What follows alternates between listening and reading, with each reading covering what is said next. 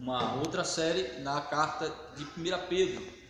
Daí eu os convido para abrirmos 1 Pedro, capítulo 1, versículos 1 e 2.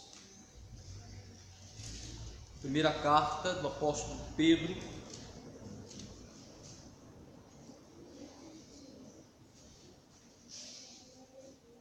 capítulo 1, versículos 1 e 2. Eu vou ler, os irmãos acompanham silenciosamente a leitura da palavra do Senhor, que diz assim: Pedro, apóstolo de Jesus Cristo, aos eleitos que são forasteiros da dispersão no Ponto, Galácia, Capadócia, Ásia e Bitínia, eleitos segundo a presciência de Deus Pai, em santificação do Espírito, para a obediência e a aspersão do sangue de Jesus Cristo, graça e paz vos sejam multiplicadas. Que o Senhor mais uma vez aplique a sua palavra que nós lemos nos nossos corações. Amém.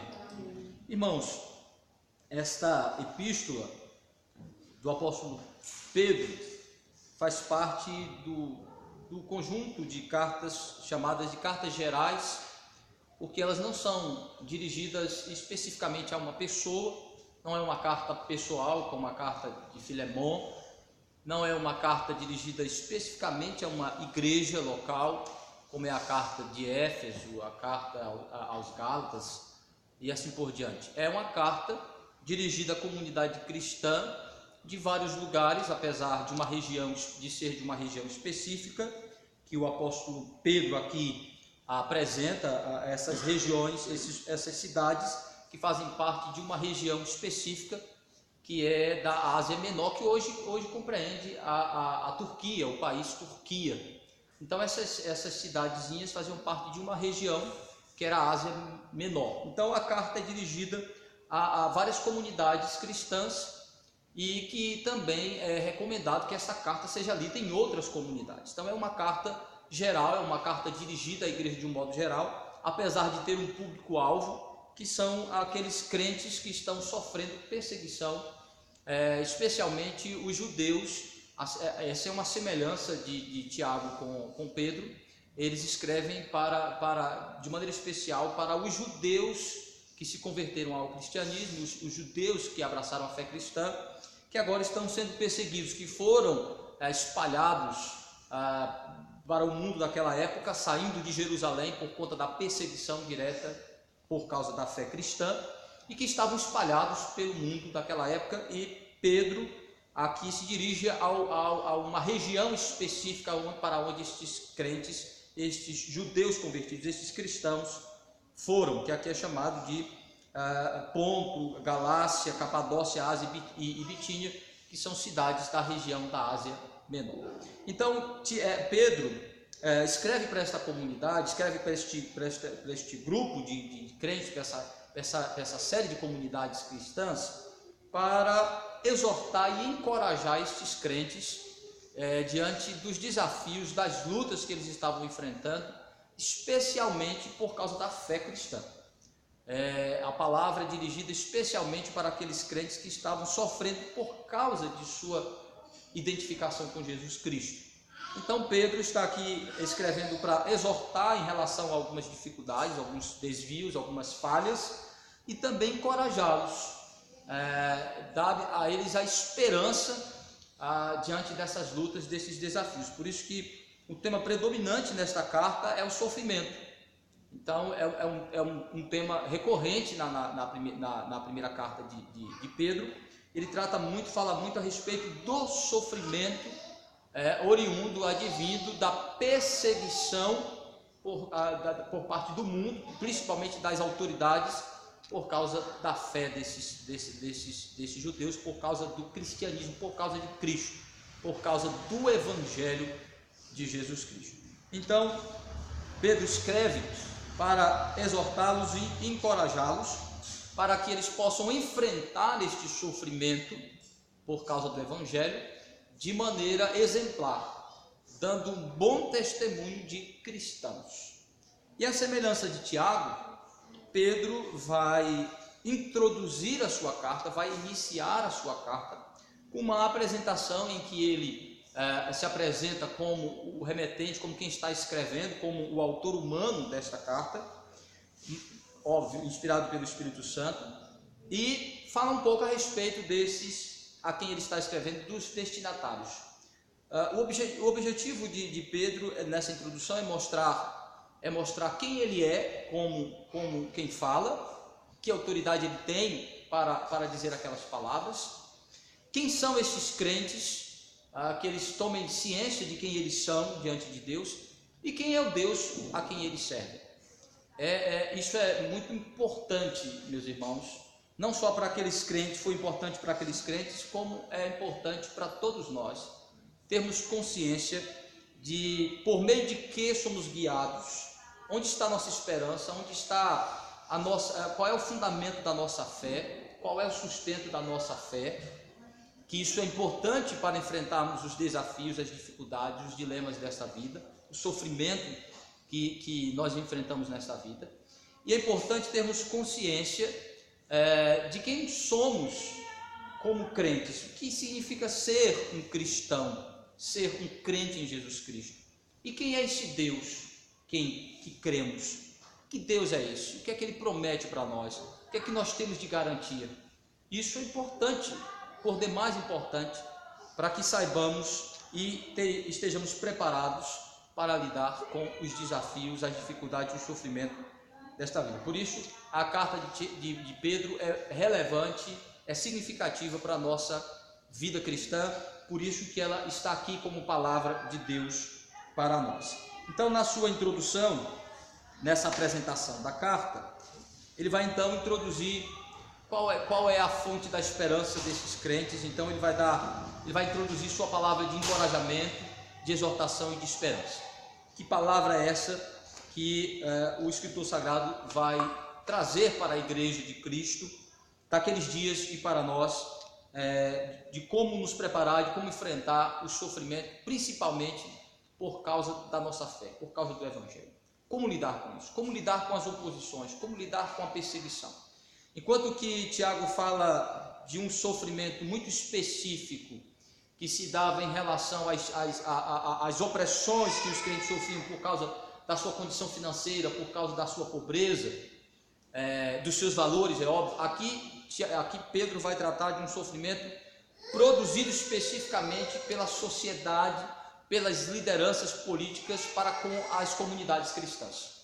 As leis, as perseguições diretas, as prisões que atingiam diretamente, as acusações que atingiam diretamente os crentes, as leis que restringia, que impedia, que proibia a expressão livre da fé, da fé, especialmente da fé cristã naqueles dias. Então isso é relevante para nós, entendermos como é que a gente lida com isso, como é que a gente lida com essa perseguição, com esta oposição, com esta dificuldade que vem sobre nós por causa da nossa fé. Como lidar com um sofrimento que é produzido especificamente com uma oposição à nossa fé, uma perseguição, um ataque direto à nossa fé. Então Pedro vai tratar sobre este tipo de sofrimento por causa da fé e vai encorajar, estimular e dar esperança a estes crentes, relembrando a eles o Evangelho de Jesus Cristo. Então, a primeira coisa, na introdução, ele vai introduzir a sua palavra de encorajamento, dizendo para estes crentes da onde emana a sua autoridade para falar com eles. Quem é Pedro? Então ele se apresenta como este remetente. Quem é ele? Que autoridade ele tem para falar? Com que posição, em que posição ele se coloca para falar com estes crentes? Então vejam, ele diz: Pedro, apóstolo de Jesus Cristo. Então a primeira coisa que ele faz é se apresentar como quem tem autoridade para falar. Ele está falando aqui como um porta-voz de Jesus, como um instrumento para trazer a palavra de Cristo para aqueles. Ele está aqui exercendo o seu papel de testemunha de Jesus Cristo, exercendo a função específica que Cristo deu a ele e aos demais apóstolos, de serem transmissores da palavra autoritativa, inspirada de Cristo. ele está aqui na posição de um fundamento da igreja, de uma pedra da igreja, daquele grupo seleto escolhido por Cristo para trazer a palavra que é o fundamento, que é a base da fé cristã.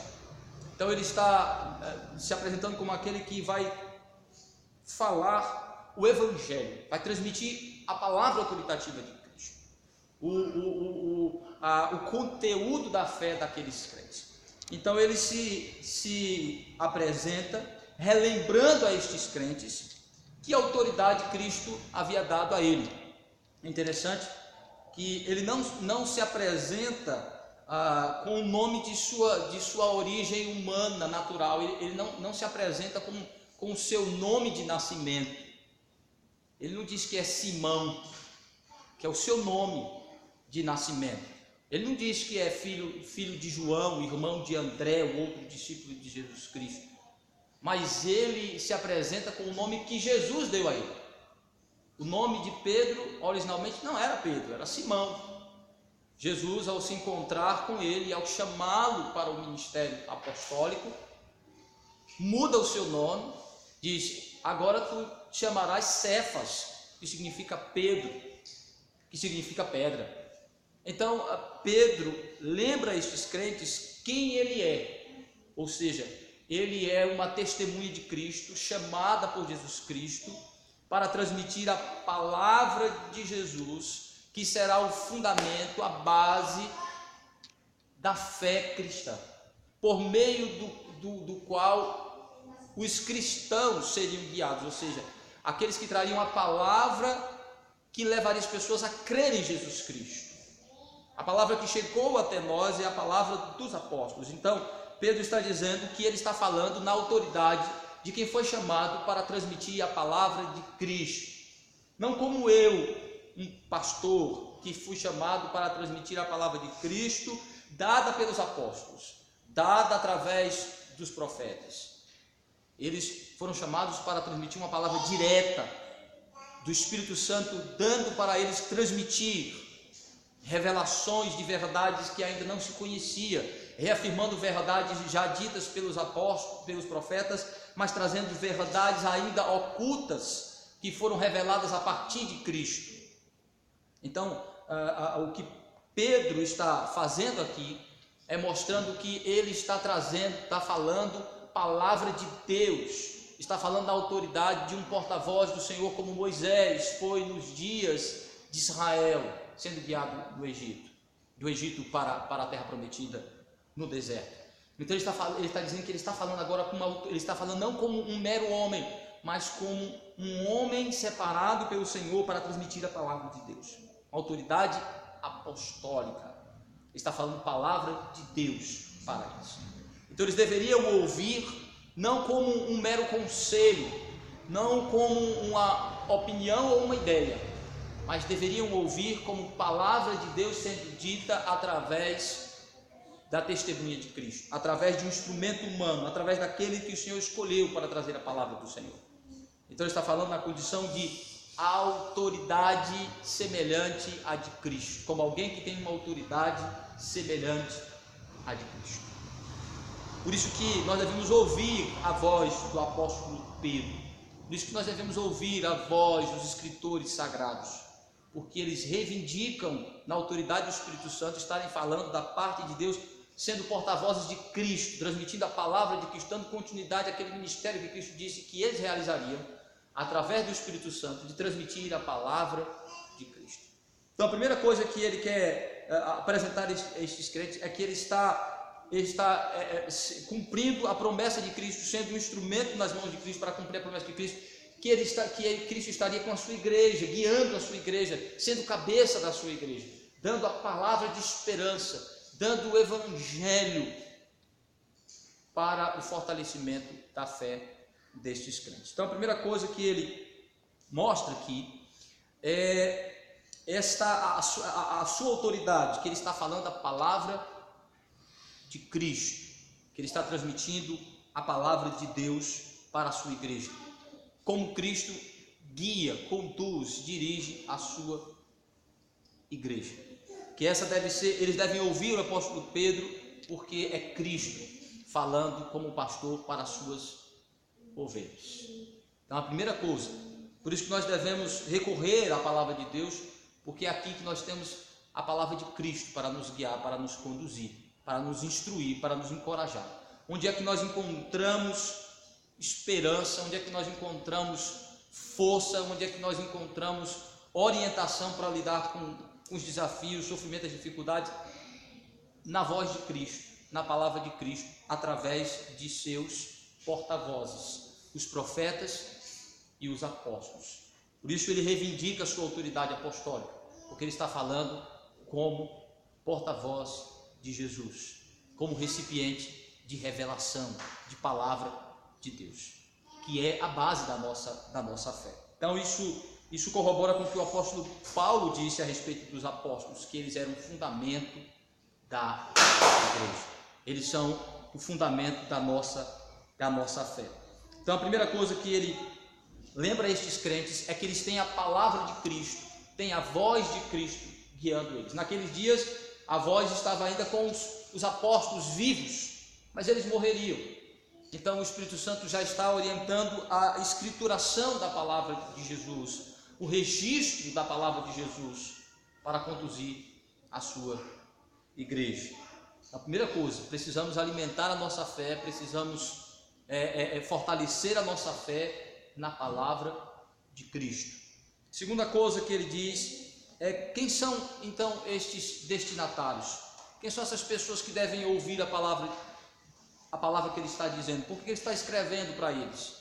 Porque estes são aqueles que foram escolhidos e chamados pelo Senhor para fazer parte do seu povo. Então ele agora vai lembrar a estes crentes quem são eles. Primeiro lembrou quem é Pedro. Pedro é a testemunha de Cristo junto com as outras testemunhas que foram colocadas para dar a palavra de Cristo, trazer a palavra de Cristo. Segundo, ele diz, lembrem-se quem são. Assim como Tiago também na sua carta começa lembrando aqueles crentes que eles eram servos do Senhor. Então Tiago enfatizou o aspecto de que ser crente é ser servo de Cristo, portanto devem ouvir a voz de Cristo, serem guiados por Cristo. Aqui Pedro vai usar outros adjetivos em relação a ser crente. Ele dirá o seguinte, ainda versículo 1: Pedro, apóstolo de Jesus Cristo, aos eleitos que são forasteiros da dispersão no Ponto, Galácia, Capadócia, Ásia e Bitínia. Então faz referência a três aspectos, a três características que definem estes crentes. Quem são eles? Vocês são eleitos, são escolhidos. Mais adiante ele vai especificar que é por Deus, foi Deus quem os escolheu. Vocês são eleitos, são forasteiros e dispersos. Ou seja, vocês são escolhidos por Deus. Isso significa que vocês fazem parte de um grupo seleto, de um grupo separado. Aqui ele se refere à eleição, à escolha soberana de Deus para a salvação.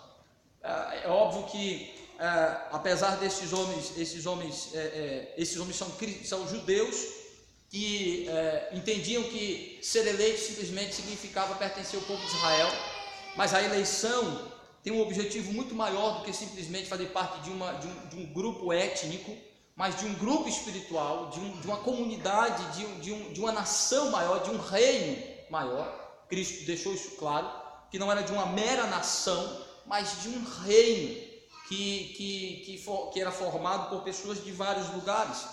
Então ele parte deste princípio de que em Cristo fica claro que nós fomos escolhidos para pertencer a um reino espiritual do Senhor, a uma nação espiritual, a um povo especial do Senhor. Então ele lembra, vocês foram eleitos, escolhidos por Deus para pertencer ao reino espiritual dele. Vocês são crentes, são separados dos demais, precisam tomar consciência de que vocês são espiritualmente diferentes dos descrentes, porque vocês fazem parte do povo de Deus, da recriação divina, da nova humanidade, do reino espiritual do Senhor em Cristo Jesus. Então, que eles deveriam ter consciência disso, de que eles eram predestinados para pertencer à igreja do Senhor, o reino espiritual e eterno de Cristo, não de uma mera comunidade étnica, mas de um povo, um reino que duraria para sempre. Então, que eles firmassem isso na consciência, que Pedro estava escrevendo, orientando o povo que deveria entender que era predestinado, escolhido para a salvação, e que por isso eram forasteiros, peregrinos. Ou seja, esses crentes entendiam muito bem a linguagem do apóstolo Pedro.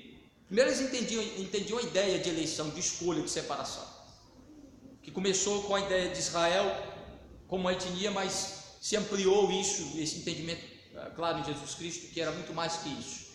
Eles também entendiam a ideia de ser forasteiro porque eram naturais de Israel, eram judeus que agora estavam espalhados pelo mundo, não estavam em sua terra natal, na sua cidade de origem, estavam em uma região estranha, e muitos deles ainda sem uma parada fixa, andando como um andarilho, como peregrinos mesmo, até que chegassem a uma região que pudessem ser acolhidos e poder ali ter paz e poder se estabelecer. Então eles entendiam a ideia de serem forasteiros, de serem peregrinos, de serem estranhos a um determinado lugar.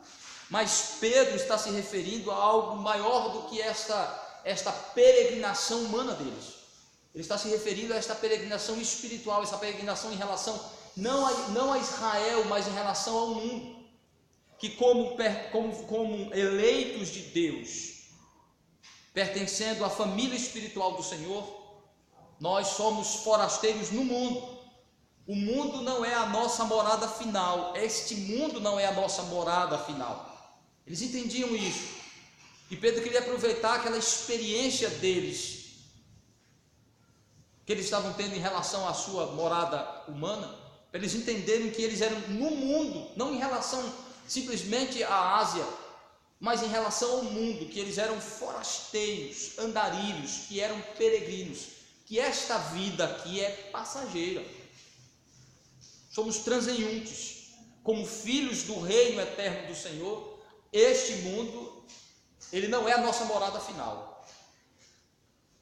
A nova terra e o novo céu, sim, é a nossa morada final. Então somos, escrevendo aos forasteiros, aos peregrinos, aqueles que são estranhos neste mundo, e que por isso são dispersos, ou seja, não tem uma morada fixa, um lugar certo, estão espalhados pelo mundo, não tem uma identificação final com este mundo, mas passageira com ele. E isso mostra então que a ideia de Pedro é mostrar para estes crentes que eles não devem ser tão atingidos por aquele sofrimento, por aquela perseguição, na consciência da onde eles viam e para onde eles estão indo. Isso é interessante, meus irmãos, porque isso nos mostra a importância que tem, por exemplo, a questão de genealogia, árvore genealógica. Muita gente quando lê a Bíblia e chega naquela parte de genealogia, acha chato, né? Acha enfadonho e tal. Mas veja um valor interessante atribuído à genealogia aqui por Pedro. Genealogia, de alguma forma, entender genealogia é buscar entender a nossa origem. E é interessante porque quanto mais a gente busca conhecer as nossas origens, a nossa história, o nosso passado, da onde nós viemos, mais enraizados, mais relacionados com isso a gente fica. E muitas vezes olhando para o passado e procurando entender da onde nós viemos, como os nossos antepassados legaram para nós um nome, uma história, um exemplo, que muitas vezes é um encorajamento, é a esperança nossa. A gente se alegra lembrando como os nossos antepassados sofreram para nos legar uma história, um bem, uma posse, muitas vezes com sangue, com luta, com suor, com lágrimas. E muitas vezes olhar para trás e ver o esforço que outros tiveram para deixar algo para nós hoje, nos dá um senso maior de responsabilidade, nos dá muitas vezes encorajamento, esperança. Humanamente falando, isso é real. Agora, espiritualmente também é isso que Pedro está fazendo, dizendo para aqueles crentes: lembrem-se de onde vocês vieram, quem vocês são espiritualmente. Vocês são filhos de Deus, eleitos do Senhor, chamados para pertencer à família especial de Deus, chamados para pertencer ao reino espiritual de Cristo, para receber uma herança eterna. Então lembre de onde vocês vieram, não lembrar de Jerusalém, mas lembrar do que Deus fez no coração de vocês pelo Evangelho. Transformou vocês em filhos de Deus, herdeiros do reino eterno do Senhor. Então ele está lembrando a origem destes crentes para encorajá-los diante das lutas do presente, lembrando para onde eles vão, para onde o Senhor está os conduzindo. Então ele relembra estes crentes quem são, que são eles eleitos de Deus, filhos de Deus, que pertencem à família do Senhor, ao reino celeste, ao reino eterno do Senhor, que por isso estão caminhando nesta vida, passando por esta vida, e que por isso são estranhos muitas vezes a este mundo, e que estão espalhados por Ele, mas que estão unidos pelo Senhor, com o Senhor, e estarão eternamente unidos a Ele, quando Ele voltar. Por isso que no decorrer da carta, ele vai dizer que estes crentes não percam isso de vista, não percam esta referência de quem eles são, mas que é também importante eles entenderem que, apesar de serem eles cidadãos dos céus, morando na terra, esta passagem pelo mundo tem que ser significativa. Faz muito mais diferença entendermos que somos cidadãos dos céus, morando na terra. Somos forasteiros e peregrinos, mas que nossa peregrinação seja uma peregrinação que transforma, que faz a diferença, que mostra de fato quem somos, da onde somos. Então ele finaliza essa introdução dizendo para aqueles crentes que também não se esqueçam de quem é esse Deus que os escolheu. Então que eles não se esqueçam quem é Pedro. É um porta-voz do Senhor, é um recipiente da palavra, é a revelação, é a palavra de Deus sendo transmitida para eles. Eles não se esqueçam então que eles são de Deus, que pertencem ao Senhor. Então não devem temer tanto o homem, não devem temer tanto o sofrimento, não devem temer tanto este mundo, tendo consciência de quem somos. E segundo, quem é Deus?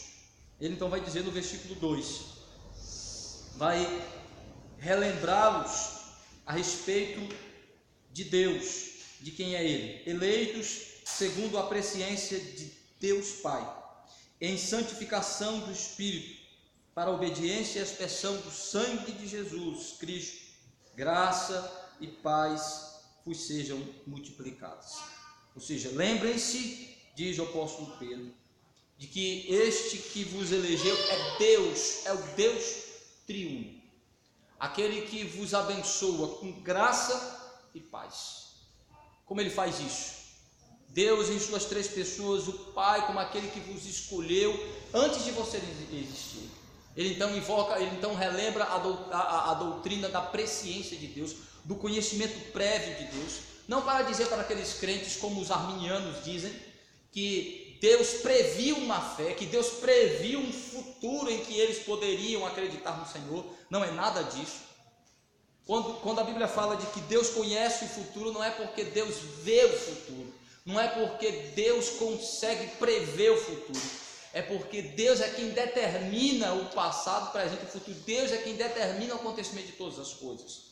Ele está falando que as coisas não precisam acontecer para Deus conhecê-las, para Deus se relacionar com elas. Ele está dizendo, antes de existirmos, Deus já nos amava, Deus já se relacionava conosco, ou seja, Ele nos escolheu antes de nós existirmos, porque como plano na mente divina, isso já era real, que Deus já se relacionava conosco, Deus já pensava em cada detalhe em relação a nós, antes de determinar, de decretar a nossa existência.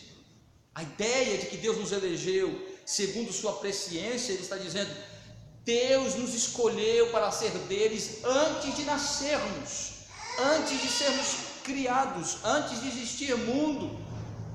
Deus já nos via como dele antes de nós existirmos.